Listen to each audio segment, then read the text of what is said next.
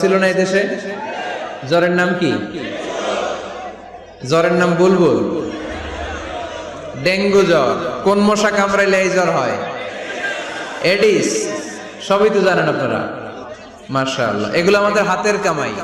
যাহারাল ফাসাদু feel বাররি ওয়াল বাহর বিমা কাসাবাত আইদিন নাস। জলে স্থলে যা দেখা যায় এগুলো আমাদের হাতের কামাই। আমরা ভালো হইলে আযাব গজব আসবে, আর আমরা যদি নাফরমানি শুরু করি আযাব আর গজব দিয়ে আমাদেরকে পানিশমেন্ট দিবে কে? আমরা কি আল্লাহর রহমত চাই না শাস্তি চাই? আমরা আল্লাহর রহমতের ভিখারি। এজন্য সব সময় আমরা সুখে দুঃখে, সকালে বিকালে, শীতকালে গ্রীষ্মকালে একটা সত্তার প্রশংসা করব, চিল্লায় বলতে হবে তিনি কে?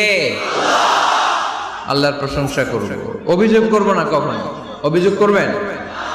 অনেকে অভিযোগ করে আল্লাহ আমার এটা দেয় নাই, ওইটা দেয় নাই, আমি এটা পাই নাই, ওইটা পাই নাই। ও পায় আমি পাই না কেন? ওর চাকরি হয় আমার হয় না কেন? ওর ব্যবসায় লাভ আমার লস কেন?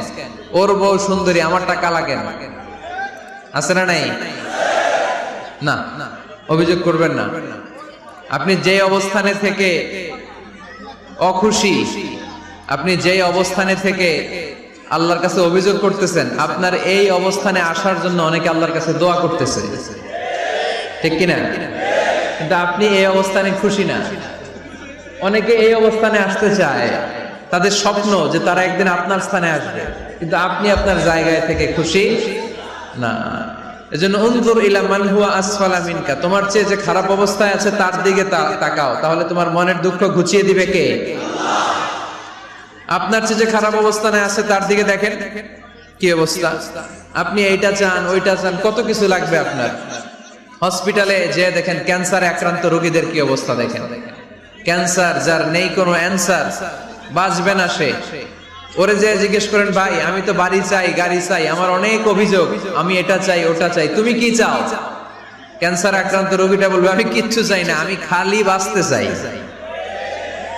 ক্যান্সারে আক্রান্ত রোগীটা কি চায়? শুধু কি চায়? বাঁচতে চায়। আর আমাদের অনেক কিছু লাগবে। এজন্য বেঁচে যে আছি এই জন্যই আলহামদুলিল্লাহ। শ্বাস প্রশ্বাস যে নিতে পারতেছি, বেঁচে আছি, অনেক দিয়েছে প্রভু, আর কিছু লাগবে না। আলহামদুলিল্লাহ পড়েন। চাওয়ার কোনো শেষ নাই, আছে? লাউ আন্না লিকুল্লি ইবনি আদম ওয়াদিয়ান মিন যাহাব আহাব্বা আইয়াকুনা লাহু ওয়াদিয়ান ওয়া লা ইয়ামলা ফাহু ইল্লা তুরাব। প্রত্যেক বনি আদমকে আল্লাহ তাআলা একটা করে স্বর্ণের পাহাড়ের মালিকও যদি বানিয়ে দেয়। কিসের পাহাড়? সবাই বলেন। দেখছেন কোন দেশে আছে? সৌদি আরব। স্বর্ণের পাহাড় নাই, স্বর্ণের খনি আছে। স্বর্ণের পাহাড় এই পৃথিবীতে হবে না, স্বর্ণের পাহাড় পাওয়া যাবে জান্নাতে, ঠিক কিনা? প্রত্যেককে যদি আল্লাহ একটা করে স্বর্ণের পাহাড়ের মালিকও বানিয়ে দেয়, তারা আরো একটা স্বর্ণের পাহাড়ের মালিক হতে চাইবে।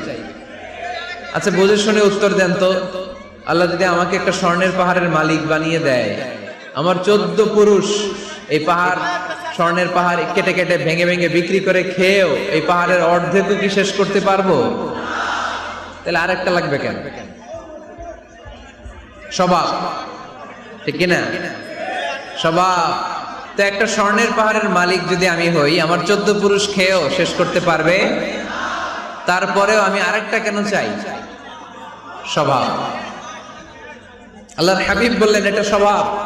ওয়ালা ইয়ামলা আফাহু ইল্লা তুরাব। কবরের মাটি ছাড়া কোনো কিছুই তার এই জিহ্বাটারে থামাতে পারবে। যার আছে যত বেশি তার আরো চাই তত বেশি। মানুষের আছে যত বেশি তার চাই তত বেশি।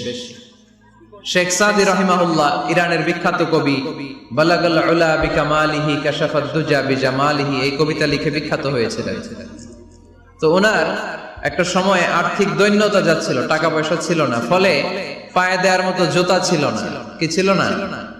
জুতা ছিল না। তো খুব আফসোস করে একদিন মনে মনে আল্লাহরে বলে, আল্লাহ আমি এত বড় কবি, আমার পায়ে দেওয়ার মতো জুতা নাই। আহা, আফসোস করে ঘর থেকে বের হয়েছে। বের হয়ে দেখে এক ভিক্ষুক ভিক্ষা করে, ওই ভিক্ষুকের 2টা পাই নাই।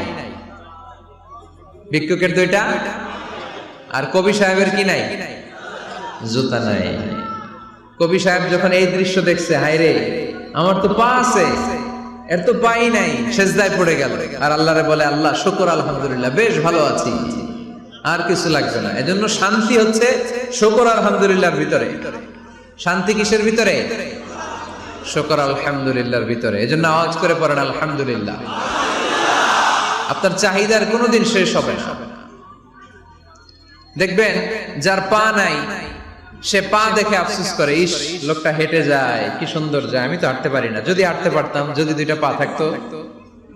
যার পা আছে সে সাইকেলওয়ালাদেরকে দেখে আফসোস করে, ইস আমার যদি একটা সাইকেল থাকতো তাহলে তার হাঁটা লাগতো না, সাইকেল দিয়ে বাজারে যেতাম। যার সাইকেল আছে সে আবার হুন্ডাওয়ালাদেরকে দেখে আফসোস করে, ইস একটা হুন্ডা যদি থাকতো তাহলে তো ভো ভো করা যাইতো না। হুন্ডাওয়ালার আফসোস আছে প্রাইভেট কারওয়ালাদের দেখে, তারা আফসোস করে, ইস আমার যদি একটা কার থাকতো তাহলে তো কার চালাইতে পারতাম। যাদের প্রাইভেট কার এদেরও আফসোস আছে, ইস আমার যদি একটা হেলিকপ্টার যদি থাকতো। হ্যাঁ বন্ধুরা, আজকের ভিডিও কিন্তু এই পর্যন্ত। এরপরে কিন্তু আবার আমরা নতুন কোনো একটা ভিডিও নিয়ে উপস্থিত হবো। তাই বন্ধুরা, আমার এই চ্যানেলটাকে যারা সাবস্ক্রাইব করুন তারা কিন্তু প্লিজ দয়া করে সাবস্ক্রাইব করে নিও।